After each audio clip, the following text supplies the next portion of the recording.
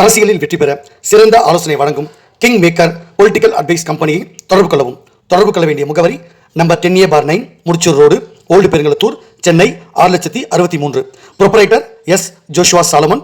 தொலைபேசி எண் 9677006526.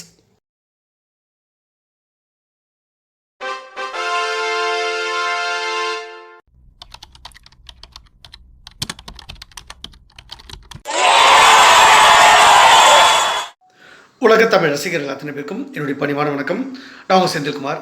இந்த பதிவு நான் பார்க்க போகிறது, எடப்பாடி அவர்கள் ஒரு அரசியல் அனாதையாக தனித்து விடப்பட்டார் அப்படின்றது உண்மையான கள நிலவரத்தை நான் உங்களுக்கு எடுத்து சொல்கிறேன். அது ஏன் அவரை அரசியல் அனாதைன்னு சொல்கிறேன். ஆக்சுவலாக எல்லோரும் பன்னீர்செல்வத்தை தான் நிறைய பேர் அப்படி சொல்லுவாங்க. ஆனால் உண்மையிலேயே எடப்பாடி அவர்கள் தான் அரசியல் அனாதை ஆகிட்டான்றதை இந்த பதிவில் நீங்கள் நல்லா தெரிஞ்சுக்கலாம். உங்கள் எல்லாருக்கும் தெரியும், அதிமுகன்றது எவ்வளோ பெரிய பாரம்பரியமான ஒரு கட்சி. மரியாதைக்குரிய புரட்சித் தலைவர் எம்ஜிஆர் அவர்களால் உருவாக்கப்பட்டு, புரட்சித் தலைவி அம்மா அவர்களால் மிகப்பெரிய ஒரு உச்சம் தொட்ட, வெற்றியின் உச்சம் தொட்ட ஒரு கட்சி.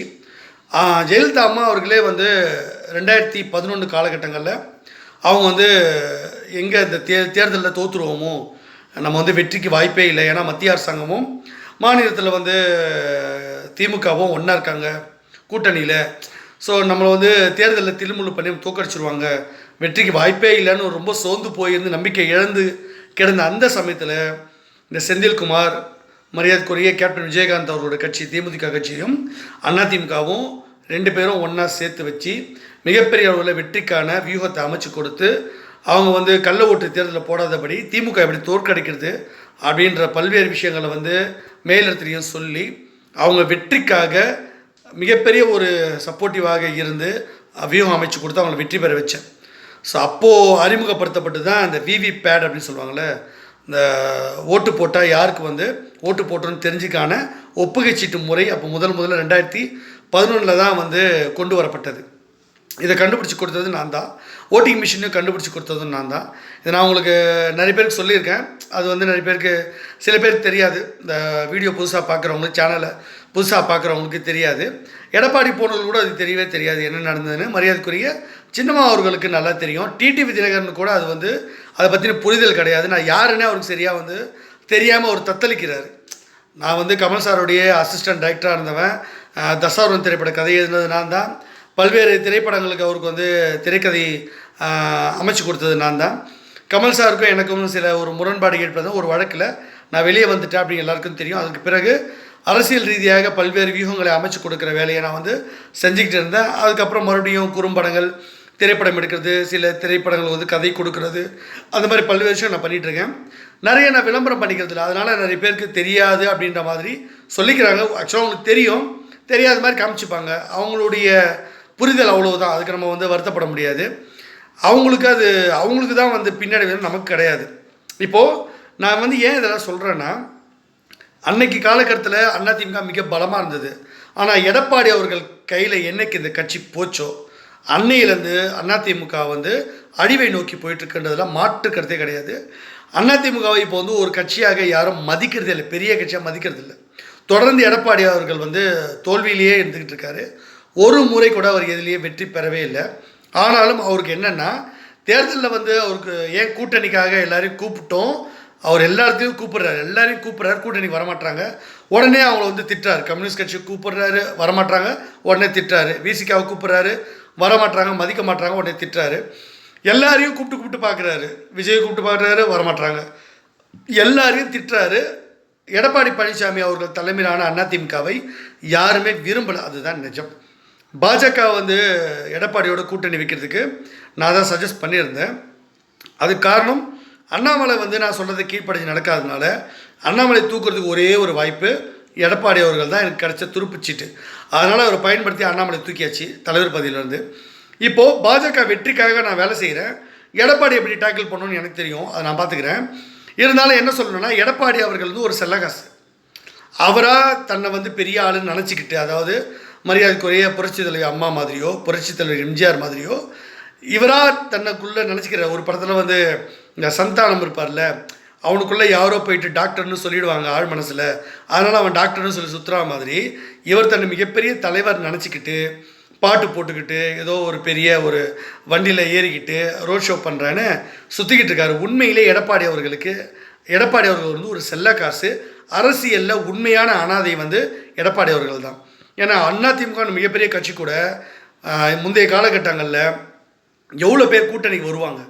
திமுக இல்லைன்னா அப்படியே எல்லோரும் கம்யூனிஸ்ட் கட்சியாக இருக்கட்டும், விசிகா இருக்கட்டும், அப்புறம் வந்து பாமக இருக்கட்டும், எல்லாருமே திமுக சரியில்லைன்னா அடுத்த எலெக்ஷனுக்கு அதிமுக கூட தான் கை கோப்பாங்க.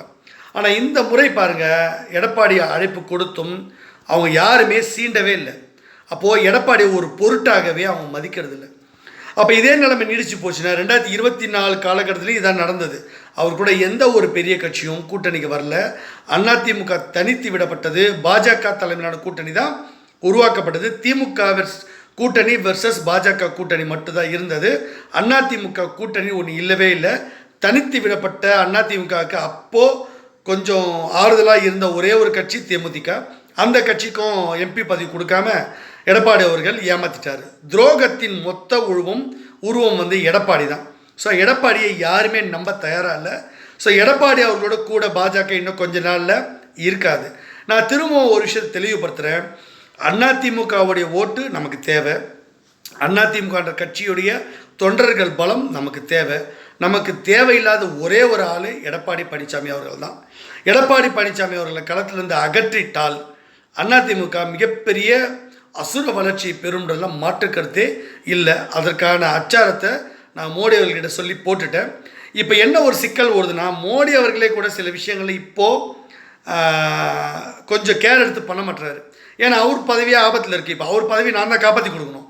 இப்போது எடப்பாடி அவர்கள் என்கிட்ட ஆலோசனை கேட்டால் எடப்பாடியையும் நல்வழிப்படுத்தி அவர் சிஎம்ஐ உட்கார வைக்கிறது என்னால் முடியும். ஆனால் அவர் வந்து திமுறாக இருக்கார். நான் போய் யாரும் கேட்க மாட்டேன், பண்ண மாட்டேன்னு மரியாதைக்குரிய புரட்சி தலைவி அம்மா அவர்களே என்னை கூப்பிட்டு ஆலோசனை கேட்டாங்க. ஆனால் எடப்பாடி அவர்கள் எம்ஜிஆரை விடவோ இல்லை புரட்சி தலைவி அம்மா அவர்களை விடவோ ஒரு பெரிய ஆளாக என்ன இல்லை. அப்படி இருக்கும்போது இவர் ஆணவத்தின் உச்சத்தில் உட்காந்துட்டு யாரையும் பார்க்க மாட்டேன், நான் கன்சல்ட் பண்ண வேண்டிய அவசியம் இல்லைன்னு நினைக்கிறாருன்னா அவருக்கு சிஎம் ஆகணும் ஆசைலாம் இல்லை. அந்த கட்சியை கட்டுப்பாட்டில் வச்சுக்கணும், தன்னுடைய கட்டுப்பாட்டில். இதை தவிர எடப்பாடி அவர்களுக்கு எந்த நோக்கமும் இல்லை. அதிமுக அழிஞ்சாலும் சரி, அதிமுக தோத்தாலும் சரி, பதவிக்கு வரலனாலும் சரி, கூட இருக்கிற எம்எல்ஏ எம்பி ஆகலைனாலும் சரி, எடப்பாடி அவர்களுக்கு துளியும் கவலை இல்லை. இப்போது அவரை வந்து எப்படி ஹேண்டில் பண்ணணும்னு நான் வந்து மோடி அவர்கிட்ட சொல்லியிருக்கேன். இருந்தாலும் மோடி அவர்களுக்கு இப்போ என்ன பிரச்சனைனா, அவர் பதவியே போகுது. அவரே வந்து பிரைம் மினிஸ்டராக இருப்பாரா, அவர் வந்து எப்போ தூக்குவாங்க நீக்குவாங்க அப்படின்ற பிரச்சனையில் போயிட்டுருக்குது. அதனால் மோடி அவர்கள் அவர் பதவிக்காக அவர் ஒரு டென்ஷனில் இருக்கார். இப்போ என்ன பண்ணுறது, என்ன முயற்சி எடுக்கிறது, பாஜக வளர்க்குறதா வேணாமா, தான் வந்து பிரைம் மினிஸ்டராக தொடர்ந்து நீடித்தா பாஜகவை பலப்படுத்துவோம், இல்லைனா எந்த வேலையும் செய்ய வேணாம், எதனா நடந்துட்டு போட்டோம், எதனா பண்ணிட்டு போட்டோம், நாட்டுக்கு என்ன வந்தால் நமக்கு என்ன வந்தது அப்படின்னு இப்போ கிட்டத்தட்ட எடப்பாடியோட மனநிலையில் மோடி அவர்களும் ஆகிட்டார். அதனால் இப்போ நல்வாய்ப்பு வந்து யாருக்கு வந்திருக்குன்னா, மரியாதைக்குரிய ஸ்டாலின் அவர்களுக்கு இது வந்து மிகப்பெரிய வாய்ப்பாக அமைஞ்சிருச்சு. ஏன்னா எதிராளி வந்து பலவீனமாக இருந்தால் அப்போது திமுகவுக்கு தானே பலம். திமுகவுடைய எதிராளி யார்? பாஜக, அதிமுக. இவங்க ரெண்டு பேரும் பலவீனமாக இருக்கும்போது திமுகவுக்கு மிகப்பெரிய கொண்டாட்டம். அப்போது திமுகவுக்கு எதிராக எந்த சட்டவிரோத நடவடிக்கையும் பாயாது, சட்டங்கள் பாயாது, அமலாக்கத்துறை பாயாது, வருமான வரித்துறை பாயாது. அவங்கள கைது பண்ண வேண்டிய அவசியமும் மோடிக்கு இருக்காது. ஏன்னா மோடி அவர்களோட பதவி காலமே முடிய போகுது, வர மாதத்தோடு முடிய போகுது. அப்படி இருக்கும்போது அவரை மாற்றிட்டா அதுக்கப்புறம் வரவங்க வந்து ஸ்டாலின் அவர்களோட இணக்கமாக போவாங்களா, கூட்டணி வருமா வராதா, அதுக்கப்புறம் என்ன மாதிரி விஷயம் நடவடிக்கை எடுக்கணும்னு எங்களை போன்றவர்கள் நாங்கள் வந்து ரெக்கமெண்டேஷன் பண்ணுவோம், பரிந்துரை பண்ணுவோம். அந்த பரிந்துரை அடிப்படையில் மரியாதைக்குரிய யோகி ஆதித்யநாத் வரலாம் பிரைம் மினிஸ்டராக, இல்லை அமித்ஷா அவர்களே வரலாம். அமித்ஷா அவர்களும் நான் கடிதம் கொடுத்துட்டேன், மோடி அவர்களும் கடிதம் கொடுத்துட்டேன். ஸோ மரியாதைக்குரிய வானதி ஸ்ரீனிவாஸ் அக்காவை தலைவராக்கிறதுக்கு கடிதம் கொடுத்தாச்சு மோடி அவர்கள்கிட்ட. ஸோ மோடி அவர்கள் வந்து அமித்ஷா கிட்ட சொல்லி அவங்க என்னுடைய பரிந்துரையை ஏற்றுக்கொண்டு அவங்க பண்ணுவாங்க. அப்படி இல்லைன்னா அமித்ஷா வந்து பிரைம் மினிஸ்டராக வந்துட்டா அவர் அந்த இடத்துல வந்து அந்த கடிதங்களை பார்த்து அவர் ஆக்ஷன் எடுக்க போகிறாரு. இல்லை யோகி ஆதித்யநாத் வந்தார்னா அவர் ஆக்ஷன் எடுப்பார். ஸோ மோடி அங்கே ஆக்ஷன் எடுக்க போகிறாரா, ஒரு பதவிக்காலம் நீட்டிக்கப்படுமான்றதெல்லாம் மோடி அவர்கள் எங்கிட்ட ஆலோசனை கேட்டால் மட்டும்தான் நடக்கும். இல்லைனா அவரை தூக்கி போடுவாங்க. இப்போவே வந்து மரியாதைக்குரிய மோகன் பகவத் என்ன சொல்லிட்டாருன்னா, விஸ்வகுரு வந்து மோடி கிடையாது, விஸ்வகுருன்றது இந்தியா தான் விஸ்வகுரு உலகத்துக்கு, அது ஆன்மீகத்தின் அடிப்படையில் பொருளாதார ரீதியில் நம்ம இடப்படக்கூடாதுன்னு வெளிப்படையாக சொல்லிட்டாரு. இப்போ மோடியை டார்கெட் பண்ணிட்டாங்க. மோடி அவர்களுடைய பதவியை போகுதுன்னும் போது இங்கே எடப்பாடியோட பாஜக கூட்டணி இனிமேல் தொடருமா அப்படின்னு மிகப்பெரிய கேள்விக்குறி. தனியாக போனாலும் அதிமுகவோட கூட்டணி இல்லாததுனால திமுகவை வெற்றி பெறக்கூடிய அளவுக்கு பலம் அதிமுக கிடையாது. ஸோ அதிமுக மறுபடியும் ஒரு தோல்வி அடைஞ்சதுன்னா அந்த தொண்டர்கள் சோர்ந்து போயிடுவாங்க. 21 தோத்துட்டாங்க, 26 தோற்று போயிட்டாங்கன்னா மிகப்பெரிய ஒரு பின்னடைவை அதிமுக சந்திக்கும். வரலாற்றில் இல்லாதபடி ஒரு பெரிய தோல்வியை நோக்கி அதிமுக போயிட போகுது. அதுக்கு அந்த தோல்விக்கு தள்ளியவர் மரியாதைக்குரிய எடப்பாடி அவர்கள்னால் மிகையாகாது. இப்போவும் அவருக்கு ஒரு வாய்ப்பு இருக்குது. நான் சொல்கிறத கேட்டால் அவர் என்ன நினைக்கிறாரு, டிடிவி தினகரன் வேண்டான்றாரு, ஓபிஎஸ் தேவையில்லைன்றாரு, பாஜகவோட கூட்டணின்றாரு. ஆனால் அந்த கூட்டணியில் கூட அவருக்கு பாஜகவை ஏற்றுக்கிறதுல ஒரு சிக்கல் இருக்குது. பாஜக வந்தால் முஸ்லீம் ஓட்டு போயிடுது, ஜெயிக்க முடியாதுன்னு அவராக நினச்சிக்கிறாரு. கிணத்து தவளையாக எடப்பாடி அவர்கள் இருக்கார். அவர் நான் சொல்கிற ஆலோசனை கேட்டார்னா கண்டிப்பாக அதிமுக பாஜக கூட்டணி ஸ்ட்ராங் ஆகிடும். அவரும் சிஎம் ஆகிடுவார். ஆனால் அந்த புரிதல் அவருக்கு இல்லை. அவருக்கு என்ன பேசணும்னு தெரியல, என்ன நடக்குதுன்னு தெரியல. அவர் தன்னுடைய பதவி போயிடுமோ, தன்னை விட்டு கட்சி போயிடுமோன்ற பதட்டத்திலே இருக்கிறார். அதாவது சிங்கத்தை பார்த்து ஒரு புள்ளிமான் கூண்டில் பக்கத்தில் இருந்தால், இல்லை ஒரு ஆட்டுக்குட்டி இருந்தால் எந்த நிலைமையில் பதட்டத்தோட அச்சத்தோடு இருக்குமோ அப்படி ஒரு பதட்டம் எடப்பாடி அவர்களுக்கு இருக்குது, தன்னுடைய பதவியை காப்பாற்றிக்கணும் அப்படின்றது. அதனால் யாரை பார்த்தாலும் பயப்படுறாரு. எதாவது ஆகிடுமோ, இப்படி ஆகிடுமோ, அப்படி ஆகிடுமோன்ட்டு. அந்த பதட்டம் தேவையே இல்லை. அவர் கொஞ்சம் ஒத்துழைப்பு கொடுத்தால் நிச்சயமாக அவர் சிஎம் ஆக்கி மக்கள் நன்மைக்காக அதிமுகன்ற அந்த கட்சியை, அது மேலே நான் ரொம்ப அனுதாபம் கொண்டவன், அதிமுக அனுதாபி நான். அப்போ அந்த அதிமுகன்ற கட்சியை வெற்றி பெற வைக்கிறதுக்கு தான் நான் பல விஷயம் பண்ணுறேன். அதில் மரியாதைக்குரிய டிடிவி அவர்களை இப்படி அக்கமடேட் பண்ண நான் சொல்லியிருந்தேன். டிடிவி தினகரனுக்கும் புரிதல் இல்லை. நான் சொல்லும்பொழுது கேட்க மாட்டாரு. லெட்டர் கொடுத்துருந்தேன், அவர் நேரில் பார்க்குறதுக்கு அவர் விரும்பலை. ஸோ விரும்பாதவனா நான் விட்டுட்டேன். நான் எப்போவுமே ஒரு வாய்ப்பு தருவேன், கேட்கலன்னா விட்டுடுவேன். அதனால் நஷ்டம் எனக்கு இல்லை. டிடிவி தினகரன் இந்த தேர்தலில் போட்டியிட முடியாது. இப்போது எடப்பாடி அவர்களும் நான் சொன்னதை கேட்டுக்கிட்டு பாஜக கூட்டணியில் அவர் எப்படி சமரசமாக வராரு, நான் சொல்கிறத கேட்டுட்டா அவருக்கு புரிஞ்சிடும், வெற்றி ஓகே, செந்தில்குமார் சொல்கிறதில் ஜெயிச்சிடலாம் அப்படின்னு நினைப்பார்.